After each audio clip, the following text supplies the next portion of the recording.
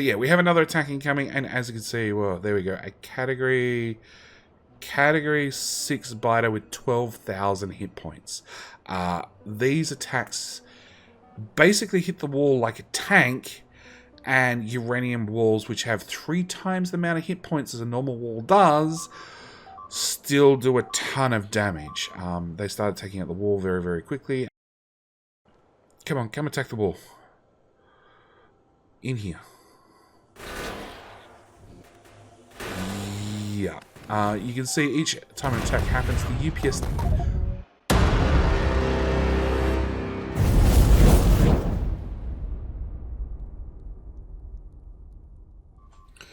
G'day, mate. Welcome to Bye to Hell with me, JD. This is episode 66.6. This is going to be a special base tour episode where we're going to go through exactly what a Bye to Hell base looks like and sort of how we got here. Quick editor's note I need to inject. Now, this video was actually recorded a couple of hours before 18 was even released, so... Up until this point, 18 didn't exist. Now 18 is out. I've decided we're going to continue with Bye to Hell into I don't know what. Whatever comes next, I think we need to invent a goal for this this series and then complete said goal. On top of that, there is actually a save in the description that you can download for episode 66.6. Now, obviously, I'm still waiting for the mods to update, so you guys are going to be waiting for the mods to update, but the download is there. You can open it up in Factorio 17 and have a look around the base. By the same token, you can, when 18 finally comes, well, when all the mods are updated for 18, also update to 18 and play along if you wish. Anyway, that's it from the editor. Hope you guys enjoy the video, and I'll return you the regularly scheduled program. So, going through the list, we started actually all the way down here with our starting coal, starting iron, starting copper, and what's left of our starting stone. Yeah, stone is doing real bad, mainly because stone is used to make walls, and walls are slightly important when you're on a Deathworld. To put that in context, this is basically a Deathworld scaled up to a power of 11. This red flashy thing will never go away, and it hasn't gone away ever since basically first 5 episodes in, and it's going to be there right the way to the end of the end of the series, I figure. So yeah, we've got our starting patches, which we're slowly getting rid of still. We have starting smelter, so iron, copper, stone for brick, obviously, to make lots of walls. This one's only made 8,000 walls, whereas its big, better brother, that's done most of the hard work from the looks of it, has made almost 60,000 walls. Obviously, some of that's been used for research, but a lot of it has actually been made to defend the base. I have a wooden box. Well, there you go. We've also got a couple more copper smelters, along with the iron smelter, along with the steel smelter that could. As you can see, both these are pretty much out of iron, because, yeah, our starting patches are pretty dead. Up here, we have, just continuing through the base, we have our red and our green sites. Nothing particularly special. They work, is pretty much where we're up to. We also have our military sites. Military sites is a little bit different. We obviously need yellow ammo, which, you know, as you can see, all these assemblers have made just a few thousand yellow ammo. We have our AP ammo. As you can see, we've made a few thousand AP ammo. We have poison ammo up here, which I'll get to a little bit later, but, you know, basically better ammo for killing off our bitery friends. On top of that, you can see what looks like DNA on the belt, because that is exactly what it is. It is DNA. We actually need to get biter DNA by going into Necromant here and basically pulling apart our biters after we kill them off, and pulling out their brains, their bone, their meat, and their chitin being their shell, and process that into process their brains or the meat into alien DNA. Alien DNA is required for research to get military up and running. So this was the first real big obstacle that we had to overcome. Actually getting some decent amount of biters not only killed, but also processed to actually start upgrading our science to, you know, kill them more efficiently. Up here further, we actually have a couple of mods installed. This is a heavily modified playthrough. So we have up here, we actually have these weird things on the belts are actually biter bodies. So medium monster bodies. So they're monster bodies. Basically, they're another type of loot that the biters drop, and we can actually burn these, as you can see, in a furnace to create coal. And basically, right from square one of this base, we have been using biters to keep the lights on. There's no better way of putting it. Lots of biters have been harmed in the making of this series, a lot of them. On top of that, we obviously need coal to make grenades, so we've been using biter corpses to process into coal, to add some iron to make some grenades to throw back at the biters to, you know, take care of them. As you can see, you know, a certain amount of grenades are used for science, but, you know, the top one's done 6,000 grenades. We have had a few grenades to throw at just a few biters over the course of this series. Up here, we have what used to be our green circuit build. It's now completely gone. We're actually bringing in, as you can see, from off-site. And up here, we have our workshop, which is a pretty standard build. You've probably seen something similar to this, or have something similar to this in just about every base. But this being that we've also got Factorio Extended installed, we've actually got a few upgraded items. So you can see we have yellow belt, red belt, blue belt, but on top of that we actually have green belt and purple belt. And these move like 15 items, 30 items, 45 items, 60 items per second, and 75 items per second. So a lot higher throughput on our belts. Same with the undergrounds. The undergrounds reach a lot further. Basically just upgrades on what you would normally have in Factorio. To go with that, you know, we've got a tier 4 assembler, a tier 5 assembler, a tier 2 furnace, a tier 3 furnace, tier 2 chem plant, tier 2 refinery. We've got a couple of other special things down here. So yeah, going through this, yeah, it's a pretty basic build, you know, has your inserters, has your miners, has gun turrets. That's only made 8 gun turrets for some reason. Obviously, because it used to be a grey assembler, and then it's been upgrade planted to a blue assembler, so obviously that number gets reset, which is unfortunate. I really wish that number it would stay. Like this assembler got upgraded from a tier 2 to a tier 3 some time ago, but it still produced 22,000 repair packs, because we go through a couple of repair packs, as you can imagine, with this never ever going away. So yeah, pretty standard workshop in here. Produce a little bit of everything. Going down our bus, yes, this is our pseudo bus. There's things crisscrossing everywhere. We'll get to that eventually. We have a rocket silo, completely out of order, but you know, it's just where we happen to build it.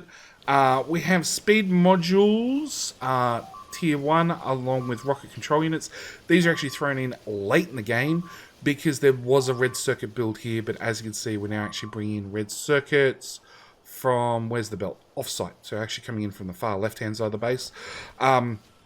We have utility science, which was literally sandwiched in because that's the one spot I could sort of fit it. So the whole base was really heavily spaghettied into position because we were fighting biters on all 4 sides. And we still are to a certain extent. This is why this never goes away.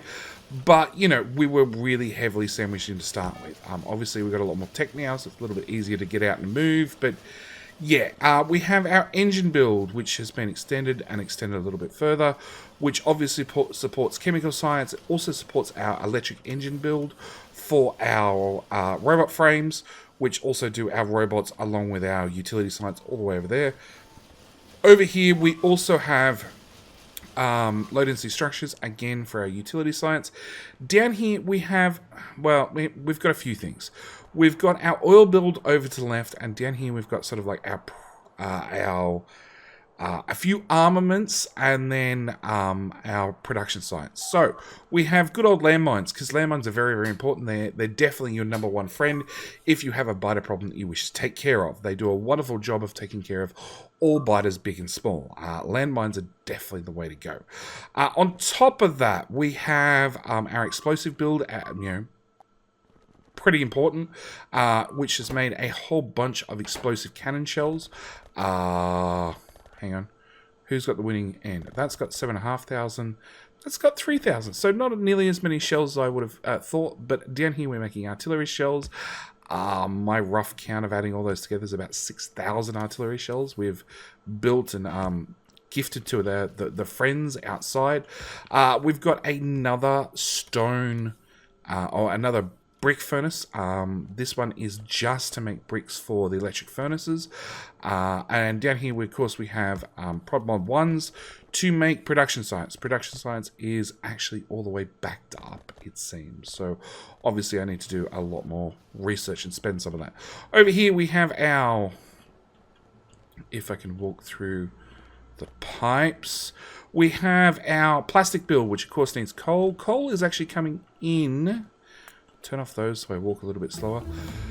Is coming in from these guys. These guys are producing a whole heap of coal from monster bodies. So we're basically taking the dead, burning them to turn them into coal, and then once we've done that, we take that coal and turn that coal into a bunch of plastic.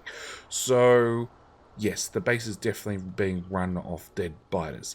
Up here we have our oil refinery. Our oil refinery is basically their Mark II refinery. So they have just an increase of crafting speed, so we're going to go from a crafting speed of 1 to a crafting speed of 2, which just lets me kill the builds a little bit smaller. Same with the chemical plants. We're going from a crafting speed of 1.25 up to 2.5, so they run twice the speed. Again, just lets me keep the existing builds for a little bit longer before I have to, go add modules and beacons. Coming around the side, we have our battery build, which is well and truly overbuilt right from square one. That was for our robot frames, along with, we've thrown in accumulators right here for making satellites. We've got our blue circuit build. Our blue circuit build is one of the later additions into the base, well, more recent upgrades in the base. As you can see, we're actually using tier 5 assemblers, which, if I put one down blank, has a crafting speed of 3 compared to a normal yellow assembler, which I don't have. Oh, there's one right there. It has no modules in it, which has a crafting speed of 1.25. So a lot faster, but it also means after I apply all modules and beacons, we have this little guy in here, which is going to eat 38 green circuits per second, so almost a full blue belt per second, and he's going to pump out 2.6 blue circuits per second. So this has been very, very important and definitely required to make our modules over here. We are making a good amount of modules, 500 speed modules, 600 prop mods. It means that sooner or later we're going to start going through and actually upgrading the base and getting some more modules done. As you can see, we have this belt of mostly pink stuff coming around the base. This is actually one of the spots where, this is our main sorting facility for biter goop. So we have a bunch of different mods installed that force the biters to actually drop different items on the ground. One of them is alien ore, so we have alien ore Mark III, Mark II, and Mark I, along with alien artifacts. So again, if you played Factorio in version 14, to get purple science, which was the last science, you actually had to go out and kill some spawners, which would give you some alien artifacts, which you could then use said alien artifacts to do the last couple of sciences. So yeah, they're in there. On top of that, we have like small biters, small spitters. We have mediums. We have behemoths, the green ones. Oh, no, big behemoth, yep. We also have 3 different types of worm guts that get dropped on the ground, which we actually haven't started doing anything with. We've just shoved them in a box for a later problem. As for the actual different biter bodies, as I said, one of the things we need to do is we need to get alien DNA, and we do that in this. This is our giant sorting and processing system, which is basically breaking them down their core components. So the brains, the bones, the meat, and the chitin, which all get sorted. Chitin comes down here and gets reprocessed from chitin fragments into full chitin. And over here we take the brains, we splice them off and get alien DNA, which surprisingly we're actually chewing through at a decent rate. Nope, we got a buffer chest with 9.6k in there. Yep, that we're fine. Back to where we were. We're also pulling out the bones and the meat. Bones and the meat we can actually process into enriched bones. And then we can take the enriched bones and actually burn them up and give us charcoal. Charcoal is a type of fuel. So again, we found a different way to fuel the base and keep the lights on by burning biter bodies. As you can see, I got 1.1k steam engines with 480 steam turbines. Nuclear builds all the way down the bottom of the base. We'll get to them later. But most of our power is actually provided by burning biter corpses. We do have coal put in as a backup, but as you can see, it's like 50-50. It's 50-50 between coal and, well, here's a full line of nothing but charcoal, mostly. So, yeah, lots of different biters are being burnt into this base to keep the lights on. On top of that, as I said, the meats of the bone gets combined. Whatever excess meat there is, because some of the bigger biters actually output 5 bone and 6 flesh, which doesn't really help us, so a lot of the meat is being stockpiled and being marked as a later JD problem. Same goes for the brains. We have boxes and boxes and boxes and boxes of brains sitting up here doing nothing, which we will sort out later. We can and are turning the brains into alien chemicals, which we can then further refine into alien poison, alien protein, and even process the protein back into alien poison, which we are using all the way back where we started over here to actually make alien poison ammo. So it's a different type of ammo. It's basically as effective as uranium ammo. It does whatever the damages are. Uranium ammo. So it does 24 plus 48 physical, except it's made up of both physical plus poison plus explosion damage, explosives damage, because we have multiple different types of biters. We don't just have vanilla biters around here. We have some special extra types to keep you entertained. On top of that, our alien ore Mark 1, 2, and even our alien artifacts, so we'll call that Mark 4. 1, 2, 3, and Mark 4. We're processing all of that into, well, stone. Stone for the most of it. Mark 1 and Mark 2 get turned into stone, which we're then converting into brick, so we could brick the world. We are also converting some of that into iron, because iron is then required to make concrete. And then we're taking some of that iron and we're converting it into iron bars to make refined concrete. Yes, we are slowly, gradually paving the world in refined concrete, which is definitely not making our pollution cloud any worse than it has to be. Yeah, look, we're on bite of hell already. We were screwed right from square one, so we might as well pave the world. On top of that, it gives us somewhere to spend all the alien ore that we have got up until this point, you know. This machine's done 10,000 alien ore, which is 10,000 stone from one machine. This guy's going to be the exact same. Oh, he's done 12,000. He's been even busier. The alien ore Mark 3 and Mark 4 are really not worth turning into stone. So we're actually turning them into uranium, because why not? So we can see we've got, well, this one's done 10,000, which is a 1-to-1, so for one alien ore in, we get one uranium ore out. Down here we have the alien artifacts, which are that much more precious, and we actually get 5 ore out of that. So this particular machine has done 5,000 alien ore, which is 25,000. 5,000 alien artifacts, which is 25,000 uranium, which has consequently got our uranium centrifuge build up and running, and has definitely bootstrapped it in, kept us, well, got the lights on, got the Coverx process started, which we'll go look at in a sec. I'm just going to dump some more prod mods and some things. So yeah, got our Coverx process up and running, and has basically filled up the chest since. We do have nukes. We've got 100 nukes sitting there waiting to go, along with 100 uranium fuel cells, but the chest is actually maxed out. This is our Coverx build, which is a small build, basically built around how belts sideload, and will basically run forever. I really, really love this build because you can, where are my beacons? You can drop beacons in either side of this build and then beacon it up to go even faster. So yeah, very, very nice, tidy, neat build that automatically, once the chest is full, stops running. And as soon as I use or remove, actually, let's just, if I remove 100 from there, you can see the build starts back up and running, and will keep running until everything backs up again. Over here, we actually have uranium mining drills, which have the same mining area, a slightly slower mining speed of just 0.4 over 0.5 being normal, but also actually come with a base productivity of 50%. So they run a little bit more efficient. You get a little bit more resources out of the patch to start with. But, you know, cost a bit of uranium to make. Unfortunately, way this base is, we have too much uranium. So much uranium, in fact, that I've actually started making uranium walls, of all things. And if we go look at any wall, you can see they are completely uranium walls. On top of that, as you can see, we have our lovely gun turrets. Our mini gun turrets, which have a little bit of extra range, at the same time have a damage penalty of minus 20%, but they shoot way, way, way, way faster. On top of that, we're going up against some interesting biters. You probably saw it there for a second there.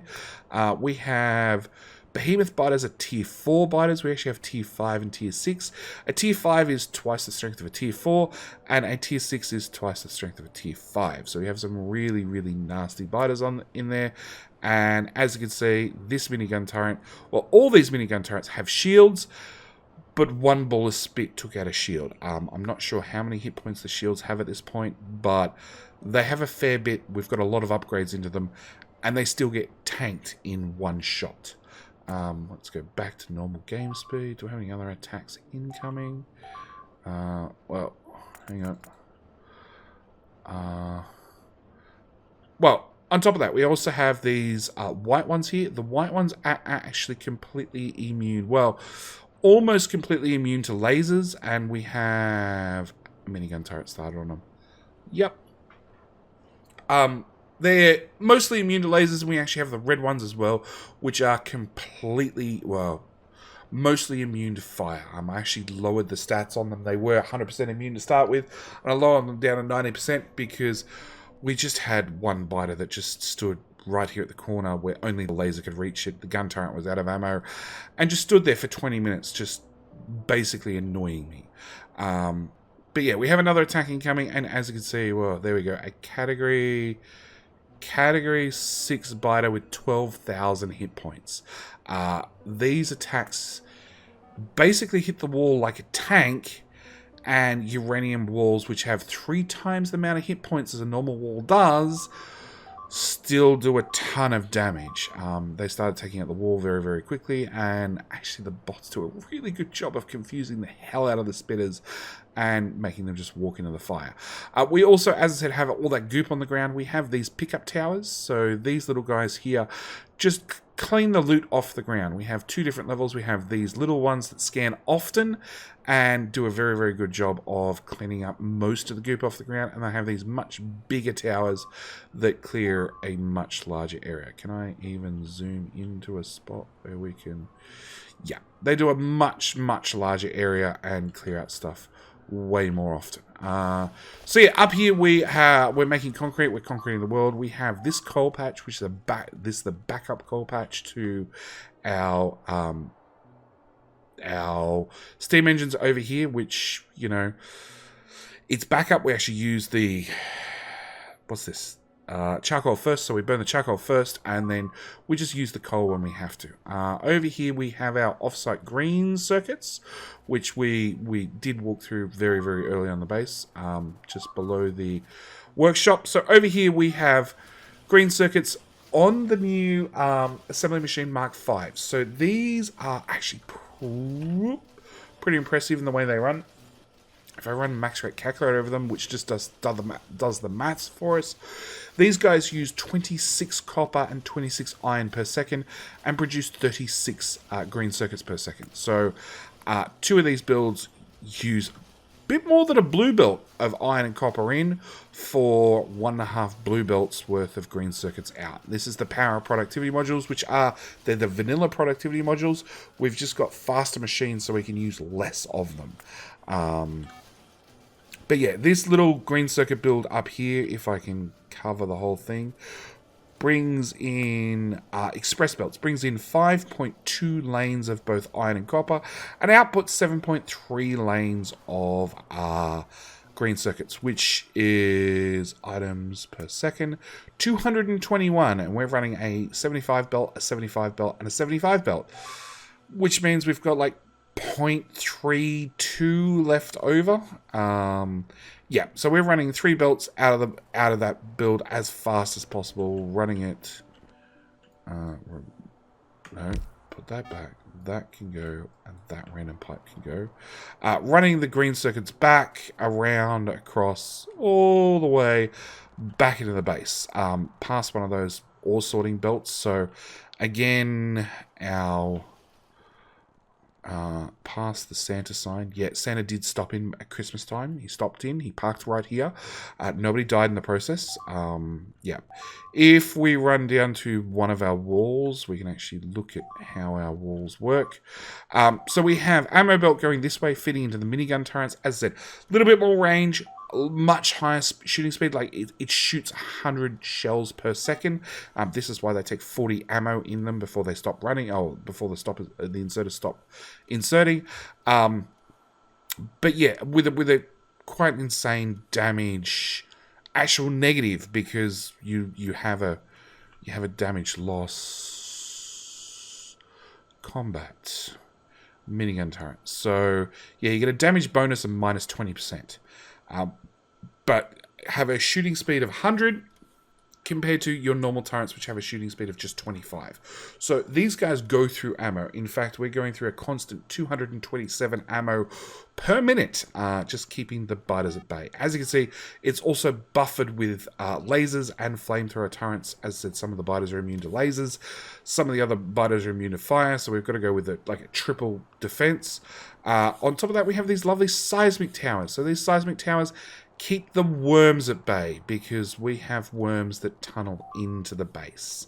And yeah, that's the pickup towers collecting all the goop in the world. There's more shields still repairing. And yeah, we're going to wait for this tower to fire off and it'll collect.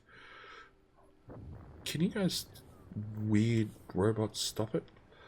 That was a seismic tower. So seismic tower just went off because we have worm movement. We can see these little worms out here on the map. The worms actually dig into the base. In fact, there's one right there at the moment, which I can't target. I can't do anything about.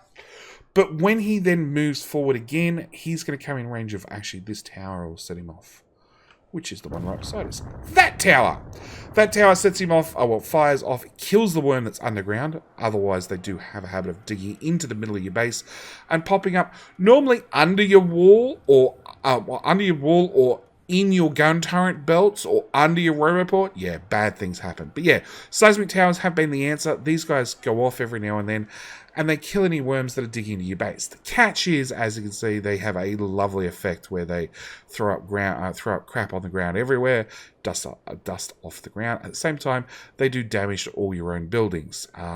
So yeah, a lot of repair packs are used in this base, both to repair the damage that the biters have dealt, along with repairing the damage the seismic towers are doing to the base constantly. This is actually the worst corner to get hit, and oh no, we've got a group here. Come on, come attack the wall. In here. Yeah. You can see each time an attack happens, the UPS... Ooh. Oh, I get hit with one piece of spit. Oh wow. Yeah, it's that bad. I think the spit does 4 times the normal amount of damage. At least it's concreted the whole way across. Yeah, I wasn't expecting to do a body recovery in this episode. Okay, so whilst we're here, over here we have our steel build. Our steel build is the one that's keeping the main base alive. It's being fed from an iron right up the top of the map. On top of that, we have our green circuit build, which is being fed from a local copper with a local iron up here. And that supplemental green circuit build is just feeding red circuits. Where's my corpse?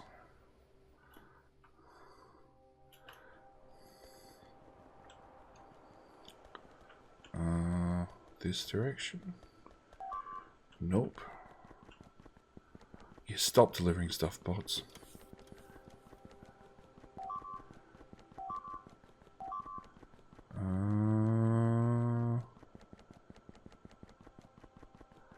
I was waiting for an attack, and I definitely got one. Ow!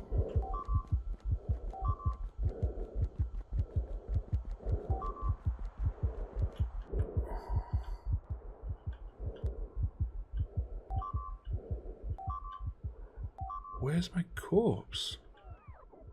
That's a different attack.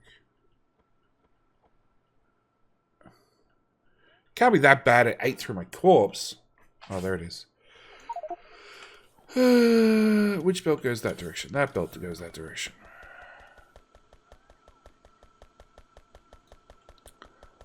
That's one of the very few deaths I've had on this map. But also tells me that my massive amount of shields is not enough.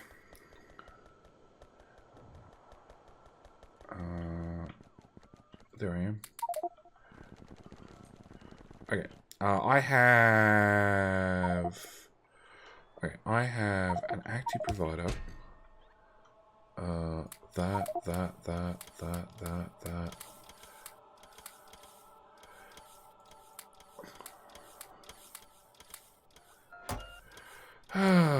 Alright, I'll do this for a second. I have 2,500 hit points in shield capacity. And that little about a spit just went straight through it.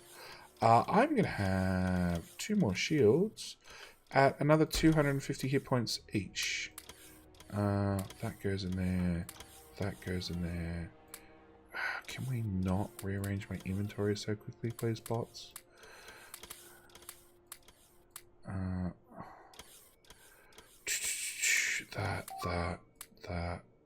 That. All these doubles I don't want.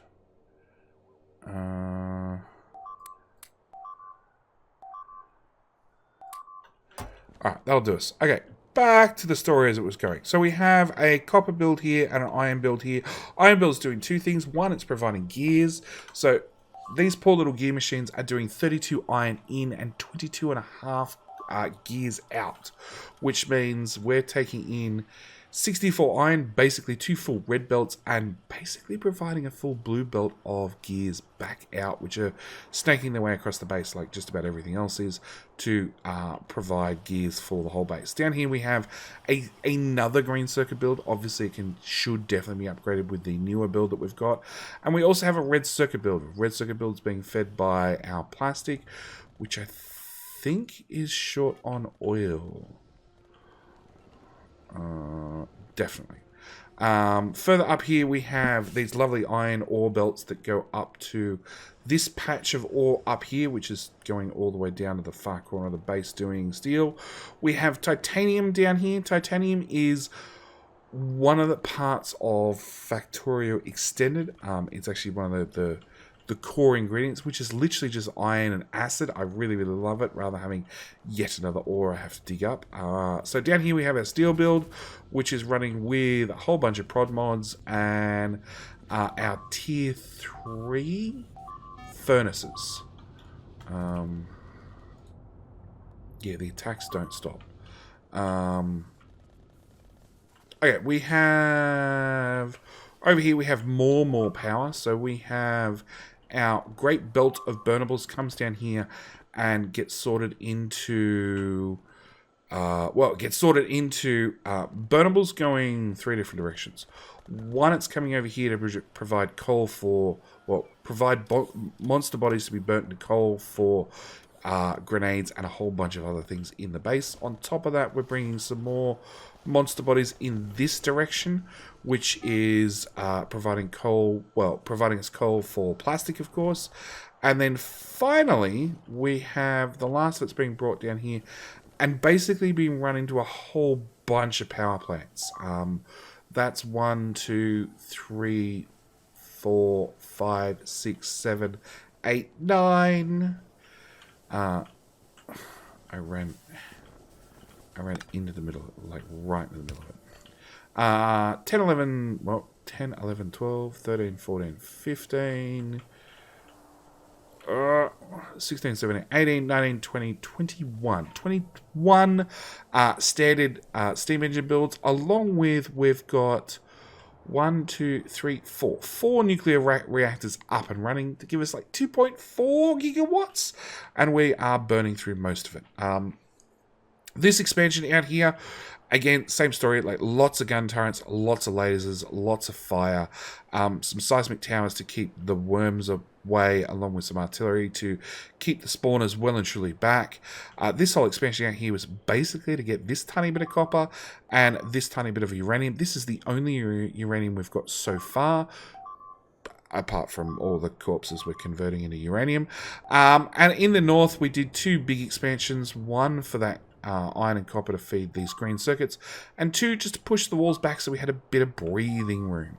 So that's pretty much it for the base tour. A little bit all over the place, but the base is very much like that. The biters are often dictating what I have to do now and what I have to do next. It's not really a playthrough where I've got to decide the direction of each episode goes and what happens next. Because 9 times out of 10, we're reacting to the pretty red flashy light that never goes away. Oh, speaking of pretty red flashy light, we have on this side and in the north, we're not actually running gun turrets. We're just running lots and lots of fire with lots of lasers, which is somewhat working. The corners are obviously getting hammered an awful lot, and as you can see, you know, we take one ball of spit and a tower almost dies. But yeah, these ones are working and are in the process of upgrading to uranium balls because it's the only thing we can do to keep the biters at bay. Which, by the way, we have tier 6 currently, but we're 93.8% through tier 6 and about to hit tier 7, which, if things continue the way they are, is going to double the size of the biggest biters, and also double their size, double their hit points, double their damage, double their resistances as well. That's another thing. They're getting more and more resistant to every type of damage as they get bigger and bigger. So yeah, I think that's where I'm going to leave this base tour. I hope you've got enough of it, a tour around the base. This is a daily series, so there's a new episode out every single day for this series. Let me try that again. There is a new episode every single day for this series. On top of that, we also have a weekly recap episode. So at the end of the week, normally around about time.